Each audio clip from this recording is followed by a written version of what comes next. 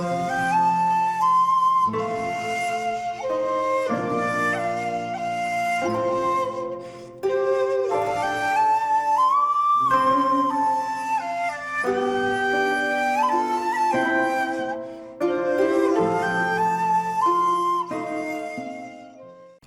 there, this is Solitary Ronan from Solitary Ronan Films, and welcome to another random review. Today's random review is from 1976, and it's The Body of My Enemy, starring Jean Paul Belmondo, directed by Henri Verneuil. Now, I recently did my first random review of Henri Verneuil with the amazing The Sicilian Clan, which is an absolute masterwork. The Body of My Enemy is something a little different. This is the 7th out of 8 films that Verneuil did with Belmondo. And this one co-stars Bernard Blier, Marie-France Pissier, Francois Perrault, and for eagle-eyed viewers, it stars Nicole Garcia, who 4 years later would be in arguably my favourite Alain Resnais film, My American Uncle, or Mon Oncle Amérique, which I've talked about ad nauseum on my channel. And there's also a one-scene early performance by Bernard Pierre Donadieu, who played the family man in George Slouzier's The Vanishing 12 years later, in 1988. So there's a host of familiar faces. Again, this is perhaps a little bit different from the rest of Verneuil's work. Granted, this is only the second one of his films that I've seen. But by all accounts, most of his films are a little bit more action-packed. This reminds me a lot of a Chabrol film. So this stars Belmondo as somebody who has been in prison for 7 years for a serious crime that we find out about as the film progresses. And instead of letting bygones be bygones, whatever bygones are, he goes back to the country town where it all happened, and via flashback we kind of see not only the case in the courtroom, but he bumps into or looks for people involved with the case, whether it's witnesses, whether it's we see him interact with people who were in the crowd that we see when he was arrested and verbally abused them on the way into the courtroom, who we later find out weren't perhaps there for their own reasons. And it's just very well done. The fact that it seamlessly goes from past and present without doing the 8 years ago, 7.5 years ago, 7 years ago, present day and all of that. It just effortlessly switches between the courtroom, how he got involved in the whole thing, and him being back. Now, I do think the film's maybe about 10 minutes too long. It does go at a fairly leisurely pace, and if you didn't have that kind of magnetic central performance from Belmondo and his big rubbery face, I don't think it would be as engaging. So as I say, Verneuil worked with Belmondo 8 times. He obviously worked with Delon a lot as well. And both of those actors are cool. Obviously Delon's cool is different from Belmondo's cool. Belmondo, it's all about how he moves and his swagger, and his big smile and his big rubbery face. And obviously Delon doesn't smile that much in his films. Delon is as cool, as a diamond, whereas Belmondo is a kind of warmer cool, even though he's just cool. The film does have humour as he bumps into past associates. There's one in particular who has went into cross-dressing for clients, amongst whom are lots of the city or the town kind of upright citizens, the mayor, etc.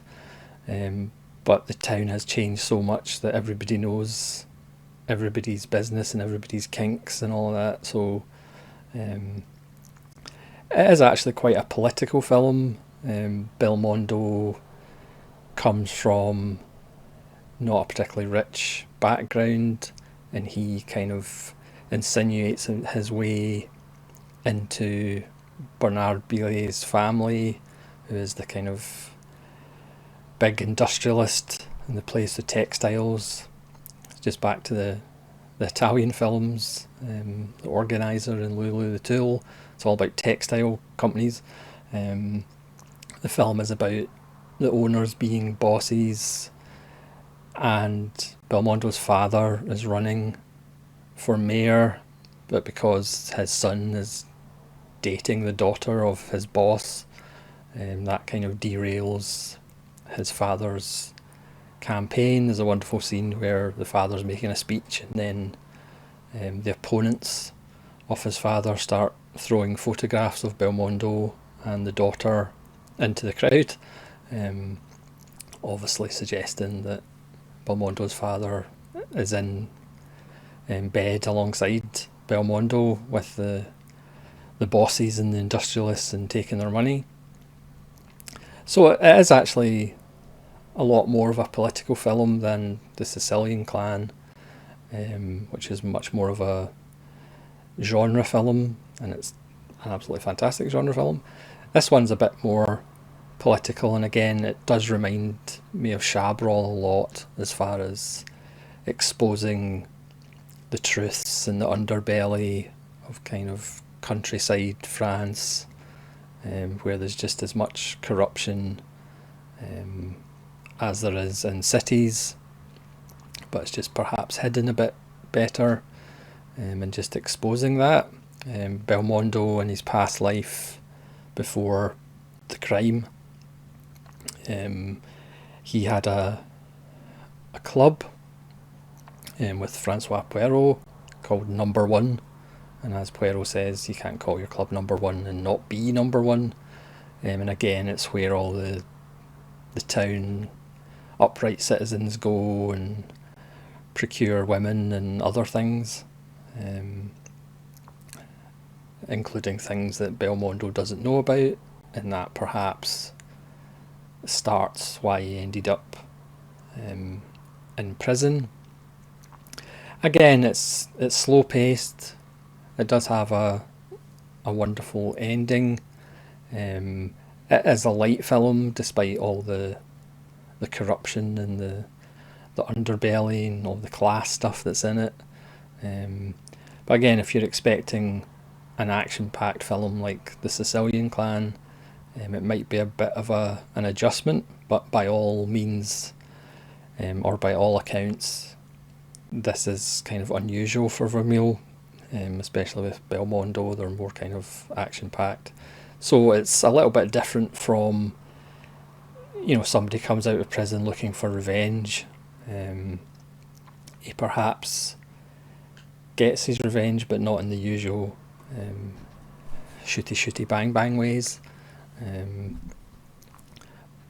But as a film about how towns change over the years as we get more quote unquote civilized, we probably get less civilized, and how we treat each other, and how his memory of the people in the town has changed as the town gets bigger and bigger, and again, as certainly with the guy who has become, for all intents and purposes, a woman and offers dominatrix sessions and things like that, but everybody actually knows who goes to her, so it's like that's not even hidden anymore.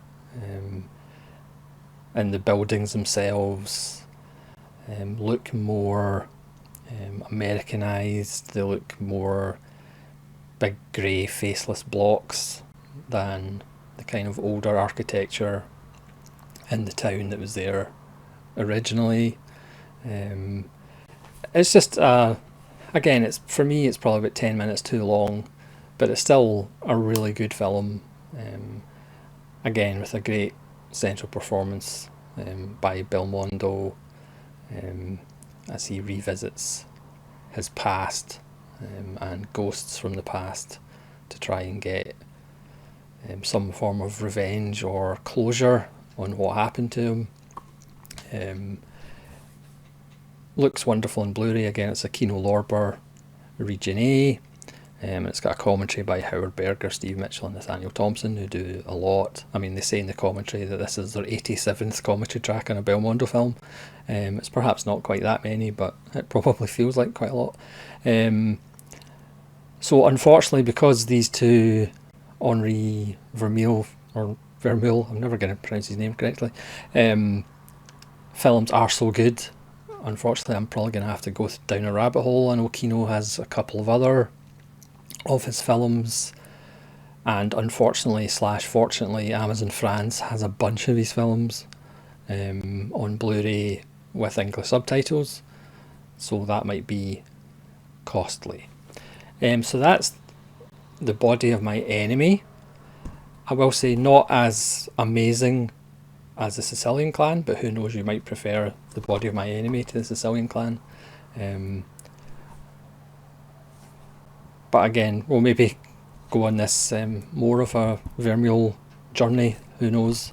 So thanks very much for watching this random review of The Body of My Enemy. Please let me know in the comments if you've seen it before and what you think of it and where you would rank it in the Verneuil catalogue. And hopefully you'll join me again for more random reviews. This is Solitary Ronin from Solitary Ronin Films, saying farewell.